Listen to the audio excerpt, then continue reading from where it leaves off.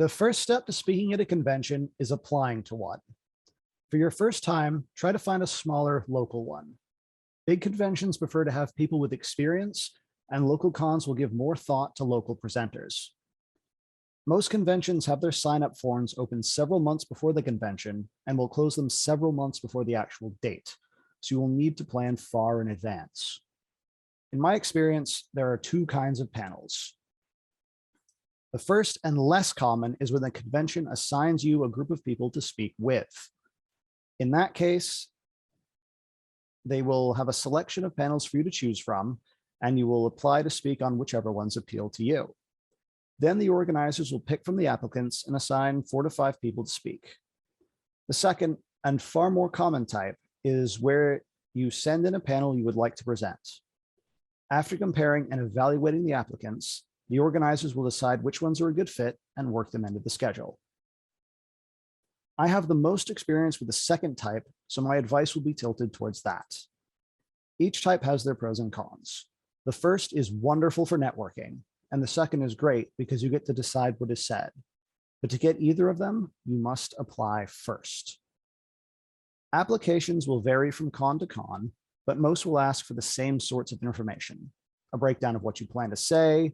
Some will ask for a specific breakdown in time, while others will want a more general summary. Also asked for will be a description for the website, a tagline for the schedule, and an explanation of why this panel will be good for their convention attendees. Think hard about this one and put a lot of focus on how what you have to offer will appeal or help the people who attend. Also keep in mind that they will likely ask for information on you and why you were qualified to give such a presentation. Be prepared to sell both yourself and your panel if you want to get in. Any sort of practical experience will be a boon. Keep your topics broad to get a better chance of acceptance.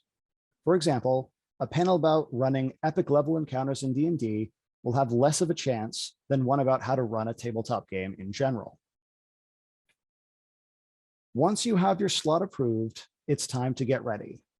For someone new to this, I would strongly recommend writing a full script for yourself. This will help you get a feel for how much information to include, as well as how quickly you talk. For me, 5,000 words equals about 40 minutes of talking, give and take interruptions. Consider that a good baseline to use for your own. As stated before, keep your topics broad so the information will be helpful to the most number of people. One piece of advice I would give is cram as much information into your panel as possible. You have a limited amount of time to say what you need. Consider your topic of choice carefully and select the most pertinent, valuable information.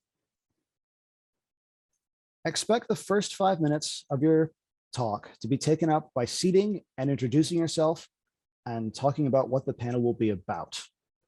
A brief summary at the start will help people get a feel for how useful the panel will be for them. What the main body of your presentation will look like will depend greatly on your subject matter. If you are attempting to teach a skill like DMing or writing, then fill your panel with examples and anecdotes of how your advice has helped you or others. If your presentation is more of a lecture, then make sure you have a smooth flow from topic to topic. I've never really used visuals in my presentations, so I can't give much advice on how to use them. But one thing I have used consistently is handouts. I like to include a brief summary of the most important information in my panel, as well as potential resources and my social media information. This is both helpful to the attendees and a better way to get your information out than a business card. No matter what type of panel you are giving, always leave room for questions at the end. The Q&A will help clarify the points you made and allow you to give specific guidance in ways that you can't give in the main body of your presentation. It also makes you more memorable to the audience as well. One thing I always strive to include in my panels is audience participation. My panels, Foundation of World Building, Let's Build a Party, and Quest Hubs and Dungeon Crawls all have the audience slowly build something by shouting out suggestions as the panel goes on to help illustrate topics that we cover. I've presented Foundations of World Building since 2015 at several conventions and have had people attend multiple times, which I think speaks for itself. Audience participation will greatly boost audience engagement and make the panel much more memorable. However, working it in can be a challenge. I've presented how to finish a story since 2017, and I've never been able to figure out how to have the audience participate outside of a usual Q&A. I'd say it is ideal, but it is not always an option. Once you have your script and your visual aids worked out, practice, practice, practice. Present your panel to friends and time yourself so you know how long it takes. Get feedback and act on it so you can get your best presentation possible to the convention. Keep practicing, especially on the day before you're scheduled to speak. Now, when you come to speak, there are a few smart things you can do to prepare yourself on the day you reach the convention itself. Schedules will be posted a few days before the first day, maybe a week. So you will be able to find out when you are speaking at the same time as everyone else. When you arrive, first find out exactly where you will be speaking so there's no chance of getting lost. If you have technology to hook up, find a slot where the room is unoccupied to test how your devices will connect to the projectors. It's best to troubleshoot well before you have to talk. On the day you present, show up 15 minutes early to your room so you can settle in and get everything connected. People will likely start to trickle in, and this is a good time to engage and banter with them to get yourself ready. Let a few minutes pass so stragglers can make their way in. When you get started, the most important thing to remember is you know what you're talking about. Your panel beat out dozens or even hundreds of others to get to this spot. The convention's organizers clearly saw something special, and all the people now staring at you are interested in what you have to say. Sitting in front of a crowd is unnerving, but that's why you have a script and why you did all that practicing.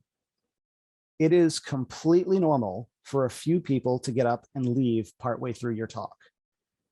They're not disgusted with what you have to say. They likely plan to meet up with friends or only wanted to see half your panel before they went somewhere else. It has happened at every single one of my panels, so don't worry about it. Managing the crowd can be intimidating, but I've already told you one strategy that will make it easier. Giving a summary and saying there will be time for questions at the end will go a long way to keeping the audience quiet while you present.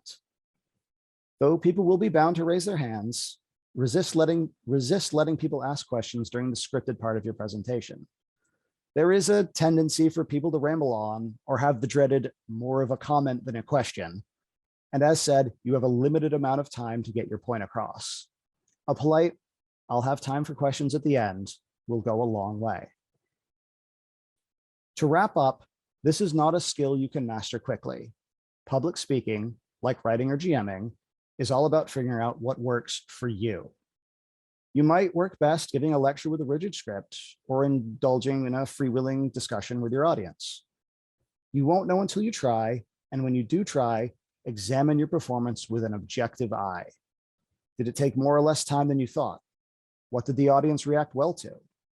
Can you incorporate any of the questions asked in your script? It was years before I found out what really worked for me. Don't be afraid to try something new, and don't be afraid of the audience. After all, you know what you're talking about.